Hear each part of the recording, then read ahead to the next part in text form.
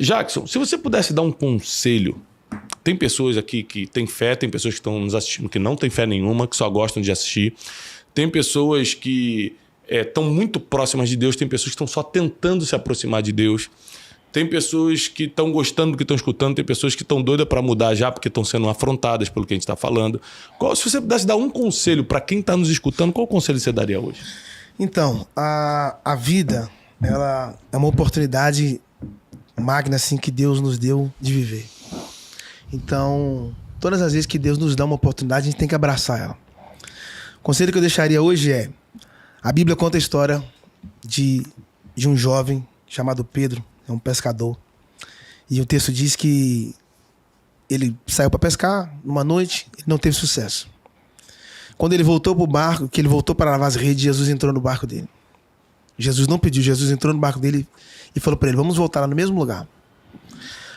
Ele só teve sucesso depois que ele recebeu Jesus no barco. Antes de Jesus, ele bateu a rede a noite inteira e não conseguiu pegar nada. Com Jesus, ele bateu a rede um dia de manhã só e conseguiu pegar tudo.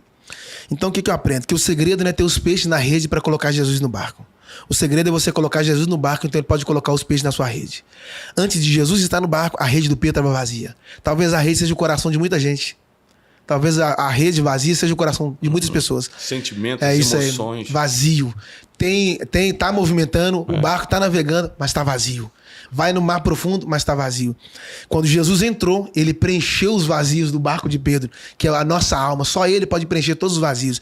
E aí no final do texto, Jesus vira para Pedro e fala assim: a partir de hoje você vai ser pescador de homens. Mas o Pedro: como assim? Eu nunca pesquei homens, sempre pesquei peixes. E Jesus está dizendo: Pedro, é o contrário. Cargo quem dá é homem, ministério quem dá é Deus.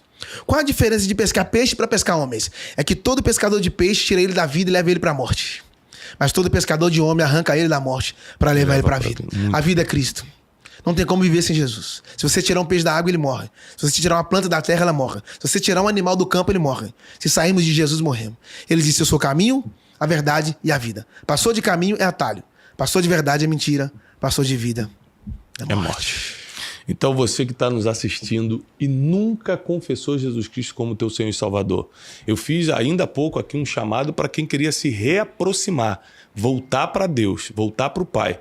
Mas talvez você nunca nem tenha declarado: Jesus Cristo é o meu Senhor e Salvador. Vou te dizer 3 coisas que vão acontecer na tua vida agora. Quando você crê no coração, está escrito assim, e confessa com a boca, o Senhor Jesus pega teu nome e confessa diante do Pai. A Bíblia diz que aquele que confessar o meu nome publicamente, eu confessarei o nome dele diante do Pai.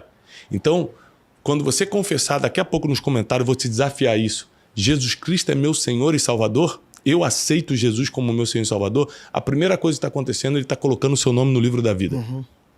E de lá ninguém tira mais, meu filho. Agora, a segunda coisa, para mim, a maior bênção do Evangelho, é que seus pecados são perdoados se você se arrepender deles.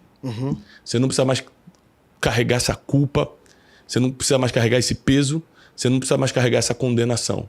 Seu nome está no livro da vida, seus pecados estão perdoados. E terceiro, está lá em Salmos: os anjos do Senhor acampam ao redor daqueles que o temem e os livra de todo mal. Você agora vai ganhar proteção espiritual, porque ao se converter você vai começar a temer ao Senhor. Ou seja, você vai ter salvação eterna, perdão de pecados e proteção espiritual. Se você pela primeira vez quer confessar isso, vai agora para os comentários, para o chat online e coloca: eu aceito Jesus Cristo como meu Senhor e Salvador. Eu aceito Jesus Cristo como meu Senhor e Salvador, se você está fazendo isso pela primeira vez. E que Deus possa iluminar a tua vida, o teu caminho. Se essa é a direção que você quer seguir, aqui está o chamado para você. Muito forte isso. Wesley. Agora que a pessoa aceitou a Cristo, qual que são os caminhos que ela precisa seguir? Então, quando a pessoa recebe Cristo como Salvador, na verdade, a gente não aceita Jesus, Ele que nos aceita. É Ele que nos Ele que nos traz. Você está reconectando o caminho. E aí, tudo que uma ovelha precisa é se alimentar. Então, ela, a primeira coisa, precisa aproximar da palavra. A palavra é a fonte da vida. Quando você compra um eletrodoméstico, que você abre a caixa, qual é a primeira coisa que você encontra? Manual. Fala a verdade. O que a gente faz com o manual? Joga fora. Fala sério, a gente joga o manual. Joga fora. A gente joga o manual fora. Só que o manual não é um papel. O manual é a ideia de quem fabricou, cara. Quando você respeita o manual, você está respeitando a mente de quem fabricou aquilo ali. A palavra de Deus é o manual. Você só vai acertar na sua vida quando você acordar de manhã. A primeira coisa que você fazer não é pegar o que te traz informação, mas é trazer aquilo que te traz revelação, que é a palavra de Deus. É o manual da vida. As pessoas erram porque estão longe do manual. Eu encerro a minha fala dizendo o seguinte. Eu gosto muito de falar sobre semente. Eu amo falar sobre semente. Talvez assim, o assunto que... Não vou dizer que eu domino, não é isso, mas é o assunto que eu mais amo falar. A semente é a parte mais amarga do fruto. Mas é através desse amargo que você desfruta da parte mais doce. Uma semente cabe na sua mão, mas uma colheita não cabe nas duas. Quem não tem a humildade de abrir a mão para semear, também não tem a autoridade de abrir a mão para colher. Você já percebeu, quando você planta uma semente, sabia que a semente volta? Só que ela não volta em forma de semente, ela volta em forma de colheita. Então toda vez que você come uma semente, você deixa de ser um semeador e passa a ser um devorador. Quando você vai plantar uma semente, qual é a primeira coisa que você faz? Você cava um buraco, pega a semente e joga ela dentro do buraco. É ou não é? Sim.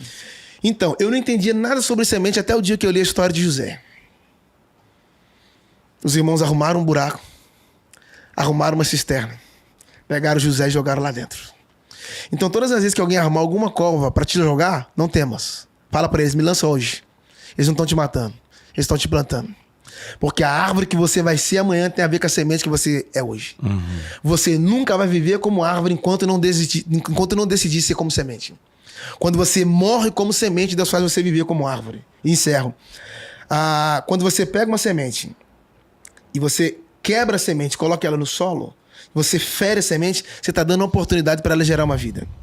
Por quê? Toda pessoa ferida fere a pessoa. Toda pessoa machucada machuca a pessoa. Toda pessoa frustrada frustra uma pessoa. Mas toda pessoa sarada sara a pessoa.